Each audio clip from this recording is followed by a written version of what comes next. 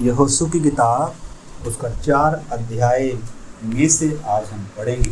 अभी तक हमने 3 अध्याय पढ़ा। 3 अध्याय में हमने क्या देखा?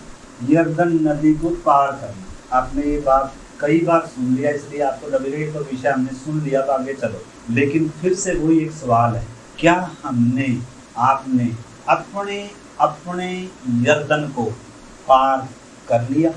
यरदन पार करना मात्र एक घटना नहीं है। हाँ, एक घटना हुई थी, लेकिन यरदन पार करना वास्तव में एक आत्मिक अनुभव है। आत्मिक अनुभव है। पुराने जीवन की मृत्यु और मसीह में एक नया जीवन है। मतलब यरदन के इस पार की हालात कुछ अलग हैं। मरुभूमि है, मन्ना है, लेकिन यरदन के उस पार मन्ना नहीं है। उस पार हालात कुछ अलग हैं। मरुभूमि की साइड में अपने प्रयास हैं, लेकिन यरदन के उस पार अपने प्रयास नहीं है, पवित्र आत्मा की सामर्थ है। निश्चय है कि उधर लड़ाई है, परंतु जय का जीवन है। तो इस घटना को हम सब ने क्या करना है? ये नहीं सोचना मैं हमने ये सुन लिया बार बार, अब आगे कोई विषय बताओ, परंतु आगे भी हम सीखना है। कहीं ऐसा ना हो यरदन के उस पार भी हमने सीख लिया, लेकिन अभी तक हम किधर बैठे हैं आंटी जी? अभी तक हम मिस्र में ही बैठे हुए हैं। और ये सच भी है, लेकिन चलो कोई बात नहीं, वचन तो हमने सीखना ही है। बैठे रहें हम मिस्र में। अगर आप हमें अच्छा लगता है तो मिस्र में बैठे रहें। अगर हमें मरुभूमि अच्छी लगती है भाई, तो मरुभूमि में चलते रहें। लेकिन अगर हमें यरदन पार कर कर प्रतिज्ञा के उस देश में, दूध और मधु के देश में अगर हमने प्रवेश करना है, तो वो भी किसकी ही इच्छा से होगा? बताओ। परमेश्वर किसी को जबरदस्ती नहीं करता। परमेश्वर ने इजरायलियों को, आपको मालूम है इजरायली मिस्र में बसे हुए थे। वास्तव में मिस्र इजरायलियों का देश नहीं है, वो परदेसी और यात्री होकर गए थे। उसी प्रकार ये संसार हमारा घर नहीं है, लेकिन हमारी भूल है, हम इसको घर समझकर बैठे हैं। संसार क्या कहेगा, संसार का प्यार, हम ये सोचकर बैठे संसार है बस हमारा तो घर। अरे संसार नहीं है। 2 जगह है आपकी, या तो धनवान के पीछे जाएंगे या लाजर के पीछे जाते थे क्रूस तक। लेकिन अभी यीशु मसीह ने हालात बदल दिए। एक अनंत जीवन है जहां हम प्रवेश होंगे। तो मृत्यु की सीमा है यरदन नदी। जैसे शारीरिक तौर पर मौत आती है ना, परिस्थिति बदल जाती है। यानी कि जब तक शरीर में एक व्यक्ति जिंदा होता है तो हालात अलग होते हैं। जैसे शरीर में से प्राण निकला, मृत्यु आई, मृत्यु के बाद हालात क्या हो गए? बदल गए कि नहीं बदल गए? एक व्यक्ति मान लो कर्जाई था, रोगी था, दुखी था, लेकिन जैसे मृत्यु आई और किधर गया? स्वर्गीय जीवन में, कनान में प्रवेश किया, तो हालात बदल गए कि नहीं बदल गए? मृत्यु को समझना है। देखो, मृत्यु अलग अलग तरीके से, मृत्यु आत्मिक भी है, मृत्यु शारीरिक भी है, मृत्यु अनंत भी है। तो ये यरदन नदी मृत्यु को दर्शाती है। उदाहरण के लिए देखो, समझने के लिए, आदम और हवा के अदेन की वाटिका में थे। मृत्यु से पहले की दशा कैसी थी बताओ? आत्मिक मृत्यु जब आई, परमेश्वर के साथ गहरा संबंध था, अधिकार था, पाप नहीं था, मौत नहीं थी, बीमारी नहीं थी, रोग नहीं था, आंसू नहीं थे, पीड़ा नहीं थी, सब चीजों पर अधिकारी था इंसान, परमेश्वर के साथ चलता था। लेकिन जैसे ही पाप के कारण मौत आई, हालात क्या हो गए बताओ? वाटिका के बाहर खड़ा है, क्या लपेटा हुआ है? चमड़ा लपेटा हुआ है, मौत का भय, और परमेश्वर के बीच में और इंसान के बीच में ज्वाला में तलवार लटकरी है। करूब खड़े हुए हैं, किधर नहीं घुस सकता। परमेश्वर की उपस्थिति में एक सीमा ठहराई गई। मतलब क्या? सीमा रेखा। जैसे यरदन नदी क्या एक सीमा रेखा है, ऐसे ही वाटिका में समझाने के लिए देखो, आप ध्यान से समझना। मतलब क्या समझ रहे? मृत्यु के बाद हालात कैसे बदलते हैं। तो जब सबसे पहले जो आत्मिक मृत्यु आई थी अदेन की वाटिका में, उस मृत्यु के आने से हालात बिल्कुल क्या हो गए? बदल गए। जो परमेश्वर मित्र के समान साथ चलता था, अभी शत्रु के समान है, ज्वाला में तलवार है, इंसान नंगा पापी, इसकी पीड़ाएं, इसकी अनंत मृत्यु शुरुआत होगी। तो मृत्यु ने हालात बदल दी। उस बात को समझना है, मृत्यु हालात बदल देती है। अब दूसरी मृत्यु हम समझते हैं।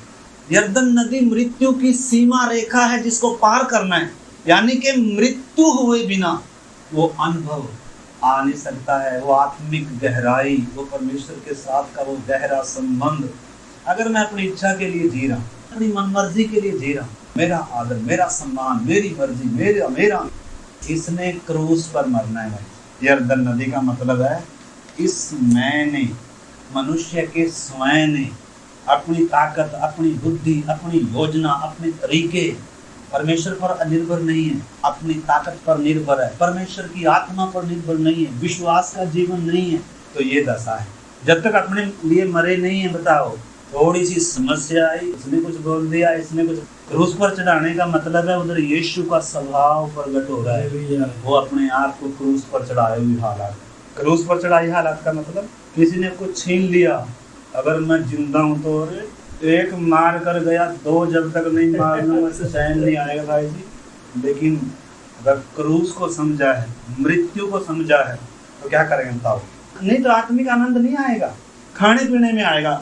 अब थोड़ा सा कुछ कोई बोल कर देखे, मतलब विपरीत हालातों में जब निंदा हो रही है, जब बदनामी हो रही है, जब सास ने कुछ बोल दिया, पता लगेगा अरे सास पता नहीं मैं कौन हूँ, मैं अगर क्रूस पर चढ़ा हूँ तो क्या बोलेगी, कोई बात नहीं। लेकिन मरना आसान नहीं है। एक ही चीज है जो इंसान को डराती है, क्या? लेकिन ये असंभव की नदी क्रूस के द्वारा संभव हो, जो हमारे लिए अनहोना है, जो इंसान कभी कर ही नहीं सकता, किसी पापी को माफ ही नहीं कर सकता, इसमें वो क्वालिटी नहीं है, इसमें बदले की भावना है। ये क्या बोलेगा, एक इधर थप्पड़ मार तो देख बेटा, हाथ लगा के देख, कई पत्नियां बोलते अरे तू एक बार हाथ तो लगा के देख। लेकिन क्रूस जिसने समझा है वो क्या करेगी बताओ?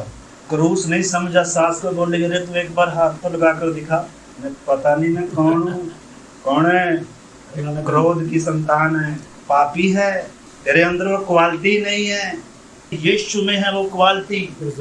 जब तक क्रूस पर यीशु के साथ मैं लटकूंगा नहीं, जब तक उसकी क्रूस की मृत्यु को मैं समझूंगा नहीं भाई जी, कोई आकर तो देखे जरा सामने, बोल कर तो देखे कोई मुझे, मैं तब तक भगत हूँ, तब तक पास्ट हूँ, जब तक मैं क्या हूँ, और अब इधर से जाऊंगा जरा मुझे कोई बोल कर देखे, फिर देखेंगे कौन जीतता है कौन हारता है। ये नहीं है मसीह जीवन। पाप करने की इच्छाएं आएंगी, अभी उठते ही सोशल मीडिया आएगा, देखेंगे, मोबाइल में सारा दिन मजा आएगा, अरे व्हाट्सएप में हो, फेसबुक में, रोटी भी अच्छी लगेगी। लेकिन अगर क्रूस पर चढ़े है ना, किसमें मजा आएगा? आत्मिक व्यक्ति आत्मिक बातों पर मन लगाता है, शारीरिक व्यक्ति किस पर मन लगाया है बताओ? सुबह उठते देखेंगे किसने किसने मैसेज किया, फिर देखेंगे किसने किसने स्टेटस लगाया। अगर आत्मिक जीवन में बढ़ना है तो आज इसे बंद कर दो, सोशल मीडिया रहेंगी। मतलब अपने आगे की असंभव नदी कौन सी है हमने समझना, जो मुझे आत्मिक आनंद से दूर रखे हुए है। मसीह का वो स्वभाव, मसीह का वो जीवन, वो स्वर्गीय जीवन, परमेश्वर की उपस्थिति में आने में कौन सी बाधा है इस समय मेरे सामने, उसको हमने क्या करना होगा? अपने अपने यर्दन को पहचानना। हम सब के सामने की यर्दन बह रही, हम सब ने पहचानना मेरे प्यारे भाई बहनों। अपने प्रयासों का अंत है और परमेश्वर की सामर्थ्य पर निर्भर का जीवन की शुरुआत है यर्दन पार करना। तो काफी कुछ उसमें हमने देख लिया। तो यर्दन नदी मरुभूमि और प्रतिज्ञा के देश के बीच की एक क्या है? सीमा रेखा है। इस पार मरुभूमि है, उस पार कनान देश है। मन्ना इधर ही था, उधर मन्ना नहीं मिलेगा। इधर लड़ाई ज्यादा नहीं थी, लड़ाई आगे है, लेकिन तो विजय का जीवन है। ये मतलब आत्मिक अनुभव। यर्दन मतलब एक मृत्यु और एक आत्मसमर्पण की जगह है। जब तक आत्मसमर्पण नहीं करेंगे क्रूस के आगे, जब तक क्रूस पर चढ़ी हुई हालात नहीं होगी, हम ऐसे हैं क्रूस पर चढ़ा दिया लेकिन डाकू के समान है, अभी जान है, और थोड़ी देर में क्या भी हो जाते हैं, क्रूस से उतर कर भी आ जाते हैं, अरे तूने चढ़ाया मुझे, तूने ऐसा बोला मुझे, तूने किया है क्या ये? हम उसी समय क्या हो जाएंगे। लेकिन यीशु मसीह आखिरी सांस तक क्रूस पर बोल रहा था कुछ, चुप रहना आसान नहीं। ये बातों में नहीं होता, भले मैं भी अभी ऐसे कितना प्रचार कर रहा हूँ, लेकिन ये बातों में ये जीवन नहीं है। ये प्रैक्टिकल में होना है। जब सताने वाले आए, जब मारने वाले आए, जब आपका आदर ना हो, जब आपकी इज्जत ना हो, जब आपसे कुछ छीन ले गए, उस समय मैं बोलेगा, हमारी खुद ही बोलेगी बदला ले, तू भी ऐसा ही कर। लेकिन अगर हम क्रूस पर हैं, उधर यीशु का स्वभाव दिखे। जहाँ गुस्सा करने की बात आएगी बोलेगा माफ कर, जहाँ शत्रुओं से बदला लेने का विषय आएगा बोला प्रेम कर और उनके लिए क्या कर, प्रार्थना कर, ये जानते नहीं है क्या। यीशु के क्या शब्द थे, हे पिता इन्हें माफ कर क्योंकि ये जानते नहीं। हम ऐसी प्रार्थना नहीं कर सकते, हमारे खून में वो चीज नहीं है, हमारे लिए ये शब्द ऐसा जीवन बोलना असंभव है। लेकिन इस असंभव को क्रूस के द्वारा, यीशु की मृत्यु के द्वारा असंभव किया गया है। सारे प्रधानताओं को, सारे अधिकारों को ऊपर से उतार कर उनका खुला तमाशा बनाकर क्रूस के द्वारा जय जयकार की क्या सुनाई है। क्रूस वास्तव में परमेश्वर की सामर्थ्य लिखा है। पौलुस बता रहा है नाश होने वालों के लिए क्रूस की कथा मूर्खता है, लेकिन उद्धार पाने वालों के लिए क्रूस वास्तव में परमेश्वर की सामर्थ्य है। हो सकता है आपको पाप की जंजीर ने जकड़ कर रखा है, हो सकता है आप बहुत सारी परिस्थिति में इस समय हम देखें, इस समय मेरे सामने कौन सी असंभव की यर्दन बह रही है जो मुझे उस आनंद में जाने नहीं दे रही, जो मुझे उस पाप जाने नहीं दे रही। मेरे अंदर मसीह का जीवन आने में जो रुकावट बनी हुई है, हम सब ने पहचानना है। और यीशु मसीह के साथ क्रूस पर क्या होना है, उसने यर्दन कैसे पार कर इजरायलियों ने अपनी ताकत से न। परमेश्वर ने कहा था जब याजक लोग कांधे पर संदूक उठाएंगे और पांव रखेंगे, यर्दन क्या हो जाएगी, रुक जाएगी। अभी रास्ता खुला नहीं था। सबसे पहली बात हमने देखी थी, ये पूरे विश्वास का जीवन है, आज्ञाकारिता का जीवन है। ये चिंता नहीं है मैं मरूंगा या बचूंगा। अगर जान प्यारी है तो फिर हम उद्धार के आनंद को चख, अगर इज्जत प्यारी है, प्रभु ने कहा है, देखो मत्ती 16:24 पढ़कर देखो जरा, मत्ती 16:24। यीशु के पीछे चलने का अर्थ क्या है। तब यीशु ने अपने चेलों से कहा, यदि कोई मेरे पीछे आना चाहे, कोई मजबूरी नहीं है भाई जी। अगर आपको अपनी इज्जत प्यारी है, संसार प्यारा है, धन प्यारा है, प्रभु से बढ़कर सबको प्यार, तो प्रभु ने यदि लगाया है। यदि कोई मेरे पीछे आना चाहता है तो अपने आपे का इनकार करे पहले तो, क्योंकि आपकी बेइज्जती होगी। हार लेकर नहीं आवेगा कोई, ना तो परिवार का आवेगा, ना तो पड़ोसी आएगा, ना संसार आएगा। पत्नी बपतिस्मा लेकर जाएगी, देख हार मिलेगा जाती, या पति बपतिस्मा लेकर जाएगा तो पत्नी शैतान बनकर खड़ी होगी आगे। बच्चे जाएंगे तो माँ बाप होंगे। लेकिन हम सोचते हैं प्रभु ऐसा मार्ग हो, इंसान भी मर जाए और लाठी भी टूटे, संसार भी प्रसन्न हो जाए और प्रभु आपको भी हम प्रसन्न कर लें। जैसे फिरौन कह रहा था मिस्र में 4 समझौते लेकर आया, समझौते कर लो, मुझे कोई दिक्कत नहीं है, इधर ही बैठकर हालेलुया करते रहो। जाओ भी तो ज्यादा दूर नहीं, थोड़ी दूर जाओ, क्योंकि सारा कुछ आपका किधर ही है, मिस्र में ही है। आपका मन भी, आपका धन भी, सब कुछ किधर है, मिस्र में है। और मुझे क्या चाहिए, संसार का ईश्वर क्या कहेगा। लेकिन प्रभु यीशु क्या कह रहा है, यदि कोई मेरे पीछे आना चाहे तो सबसे पहली बात तो अपने आपे का इनकार करे। आपकी बेइज्जती होगी, सहने के लिए तैयार है बिल्कुल, क्योंकि संसार के हो पैसे छोड़ दे यार, मेरा भाईचारा है, मेरी समाज में आदर है, इज्जत है। हम क्या सोच कर चल रहे हैं, संसार के रीति पर चलेंगे, हमें संसार में समाज में कौन रहने देगा भाई। हम किस लिए बुलाए गए, यीशु मसीह के पद चिन्हों पर चलने के लिए बुलाए गए हैं। आदर्श दिया है उसने, नमूना बना है हमारे लिए, दुश्मनों को कैसे माफ करना है, किस हद तक माफ करना है, आखिरी श्वास तक भी कड़वाहट आने नहीं दी। हे बाप इन्हें माफ कर, क्योंकि ये नहीं जानते ये क्या कर रहे। पापियों से प्यार है लेकिन पाप से नफरत है। हमारा कई बार उल्टा है, पापियों से नफरत है, पाप से प्यार है। उल्टा बोलने वालों से नफरत है, सास से नफरत है, ससुर से नफरत है, पति से नफरत है, पत्नी से नफरत है, बहू से नफरत है, बच्चों से नफरत है। और प्रार्थना में हालेलुया धन्यवाद, प्रभु कह रहे हैं, हत्यारे बैठकर क्या गा रहे हैं प्रभु की स्तुति, क्योंकि वचन कहता है अगर तेरे मन में किसी के प्रति क्रोध है, कड़वाहट है, नफरत है, तो प्रभु बोलेगा अरे हत्यारे बैठकर क्या गा रहे हैं। कलीसिया जो मसीह की होने वाली दुल्हन है, जो इस समय पवित्र कुमारी है, मान लो संसार से मित्रता, संसार से प्यार, संसार की तरह बनना, और मान लो जो एक पवित्र कलीसिया कुमारी जिसके मन में किसी के सिर्फ मसीह के लिए प्रेम है, संसार से मित्रता करना, यीशु ने क्या कहा, मैंने तुम्हें संसार में से चुन लिया है, तुम संसार के नहीं हो। जो यीशु का है वो संसार का नहीं है, लेकिन ये भी सच है जो संसार का है वो यीशु का नहीं है। गलातियों 5:24 आयत इधर ठीक बैठती है। जो मसीह यीशु के हैं उन्होंने अपनी शारीरिकता को, अपनी इच्छा, लालसा, अभिलाषाओं को, घमंड को, अहंकार को, बड़ेपन को, आदर को क्रूस पर चढ़ा दिया। अब मैं जिंदा नहीं हूँ, मसीह मुझ में जिंदा है। तो मेरे यीशु को लोगों ने उसके स्वभाव को, उसके प्रेम को, उसकी ज्योति को मेरे द्वारा देखना है। मुझे प्रभु ने चुन लिया इस काम के लिए, मुझे उसके पद चिन्हों पर चलने के लिए बुलाहट मिली है, मुझे जगत की ज्योति होने के लिए बुलाहट मिली है, मुझे पृथ्वी का नमक होने के लिए बुलाहट मिली है, मुझे याजकों की नाई परमेश्वर की सेवा करने की बुलाहट मिली है, संसार से अलग होकर पवित्रताई में चलने की ऊंची बुलाहट मुझे मिली है। हमारी समझ खुले मेरे प्यारे भाई।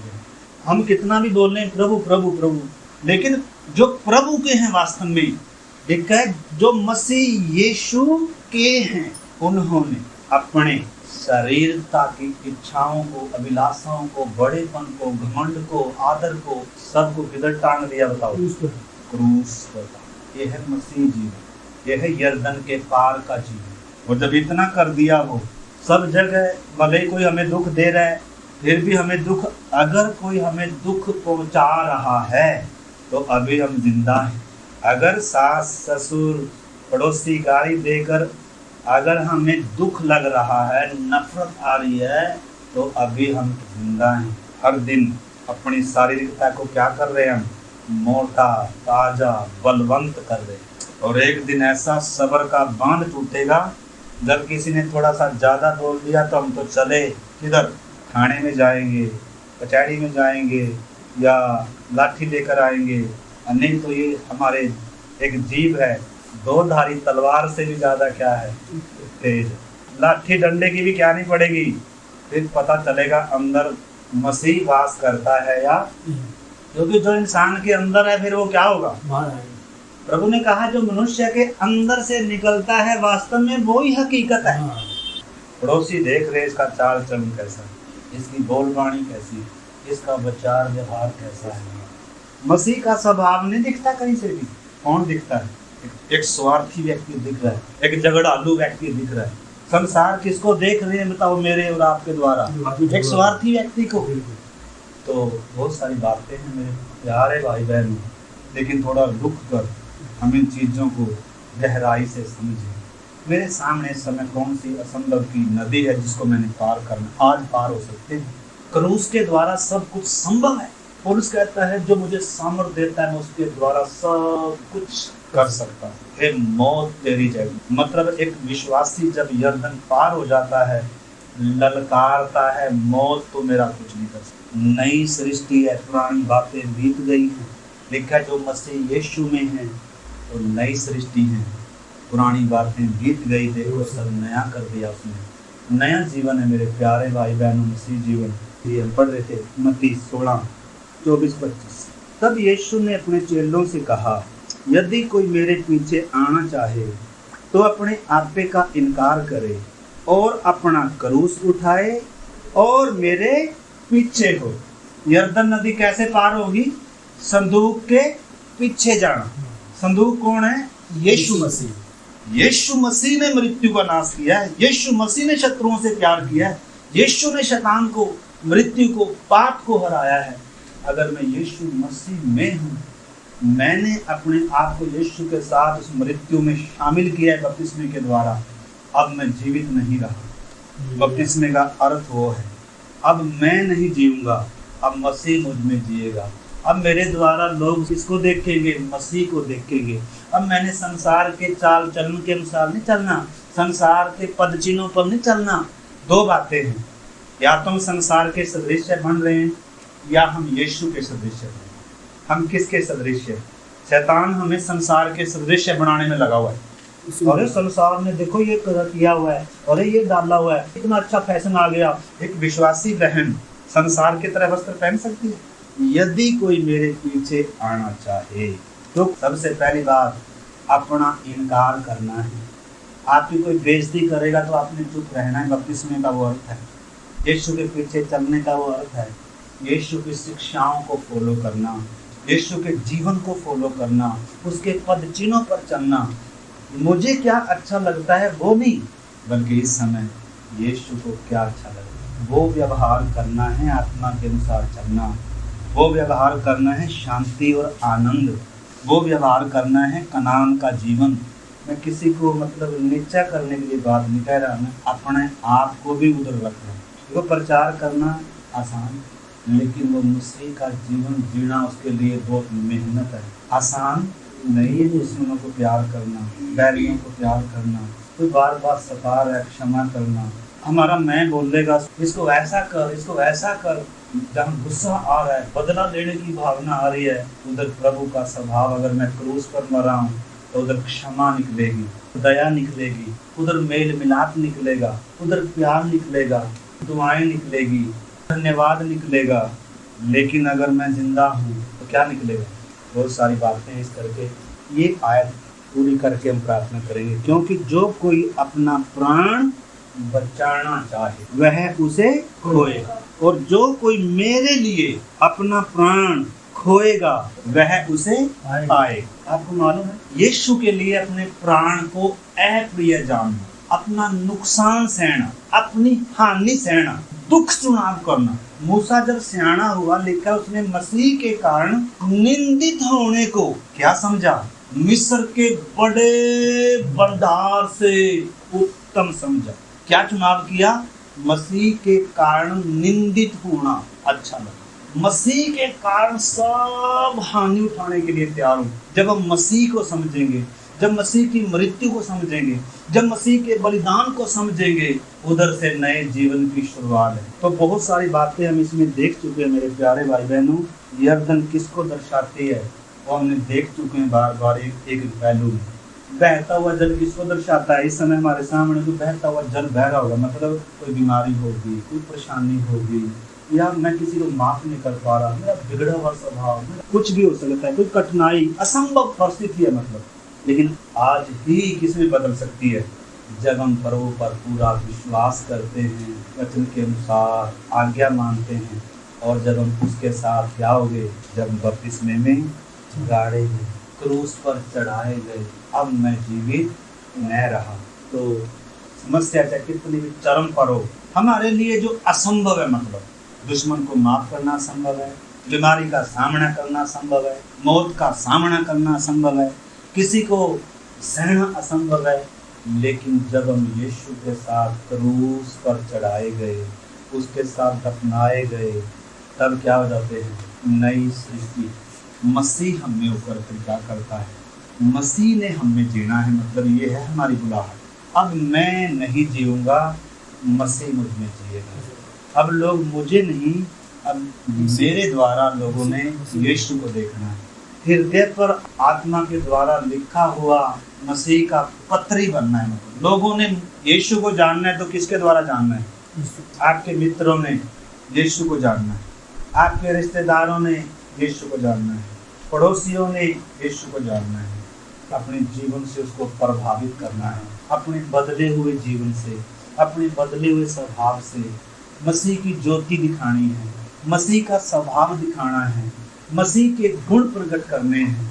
माफ करने वाला, पाप से घृणा करने वाला, पापियों को प्यार करने वाला, परमेश्वर को प्यार करने वाला, विश्वास से चलने वाला जीवन मेरा और आपका अगर होगा तो लोग यीशु को देख पाएंगे कि नहीं देख पाएंगे? भले ही ना देख पाए, लेकिन हम किस हालात में होंगे?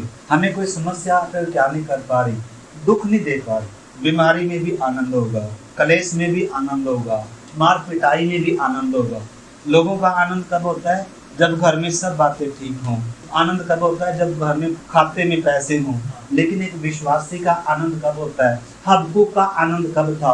अंजीर की फूल नहीं। लेकिन एक विश्वासी का आनंद कब है?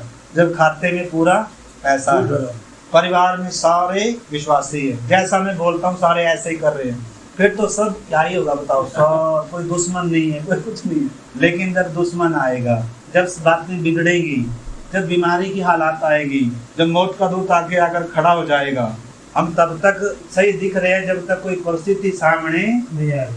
आज अगर बीमारी, समस्या, दुश्मन, बदनामी, निंदा कुछ भी आएगा मेरे प्यारे भाई बहनों, हम क्या नहीं कर पाएंगे, सहन नहीं कर पाएंगे। लेकिन एक ही तरीका है यर्दन पार करने का, एक ही तरीका, असंभव की नदी को, सीमा को पार करने का एक ही तरीका है। आज्ञा मानकर विश्वास से पांव किसमें रखना है? अपने प्राण को अप्रिय जानना है, अपना इनकार करना है, आज्ञा मानना है। सदरक मेसक अबेदनगो अपने प्राण को अप्रिय जान रहे। सामने बड़ी मूर्ति खड़ी कराई गई है, राजा ने 7 गुना भट्टा और अधिक ददका दिया, और सदरक मेसक अबेदनगो क्या कर रहे हैं? आग में डाला क्यों? यीशु के लिए खड़े होने के लिए आज तैयार है। यीशु के पीछे चलना है तो पड़ोसी भी, घर के भी झगड़ने के लिए, संसार भी लड़ने के लिए, नौकरी में से आपको निकालने के लिए, सब क्या है? हम तैयार हैं? कहाँ तैयार है? हम बपतिस्मा लेंगे, घर के लोग क्या कहेंगे, पड़ोसी क्या कहेंगे, समाज क्या कहेगा, अगर ये चिंता है तो हम कभी भी क्या नहीं हो पाएंगे, उस आत्मिक आनंद को, कनान के आनंद को अनुभव नहीं कर। वचन बहुत सारे हैं, समय इजाजत नहीं दे रहा। एक आयत पढ़े, अगली बार प्रभु की इच्छा है तुम यहोशू 4 अध्याय पढ़ेंगे। अभी भी इसमें बहुत सारी बातें थी जो अगर हर रोज भी इसमें यर्दन नदी का इतना गहरा विषय है, अपना इनकार करना, अपने लिए मरना, यीशु को अपने जीवन से प्रकट करना, विश्वास से यर्दन में पांव रखना, एक एक पहलू है। इसमें कितनी गहराई है, कितना और भी महिमों सीख सकते हैं। लेकिन इस समय एक आयत पढ़कर हम प्रार्थना करते हैं। हम सब ने कई बार वो पढ़ा है, रोमियो 6 अध्याय निकालेगी, 2 से 5 तक पढ़ के प्रार्थना। हम जब पाप के लिए मर गए, हम जब पाप के लिए मर गए तो फिर आगे को उसमें कैसे जीवन बिताएं? तो आगे को फिर उसमें क्यों कर जीवन बिताएं? क्या तुम नहीं जानते कि क्या तुम नहीं जानते कि हम सब जिन्होंने मसीह यीशु का बपतिस्मा लिया, मसीह यीशु का बपतिस्मा उसकी लिया है, उसकी मृत्यु का बपतिस्मा, उसकी मृत्यु का बपतिस्मा लिया। उसकी मृत्यु को समझना जरूरी है। बपतिस्मा उसके साथ गाड़े जा रहे हैं, मैं भी गाड़ा जा रहा हूँ, मैं भी मर रहा हूँ उसके साथ। अतः उस मृत्यु का बपतिस्मा पाने से, अतः उस मृत्यु का बपतिस्मा, किसका? मृत्यु का बपतिस्मा। बताओ किसका? मृत्यु का बपतिस्मा मैल दूर करना नहीं है, मृत्यु का बपतिस्मा है। यीशु की भी मृत्यु है और मेरी भी मृत्यु है, मैं उसके साथ एक हो रहा हूँ। बपतिस्मा यीशु मसीह के साथ एक होना है।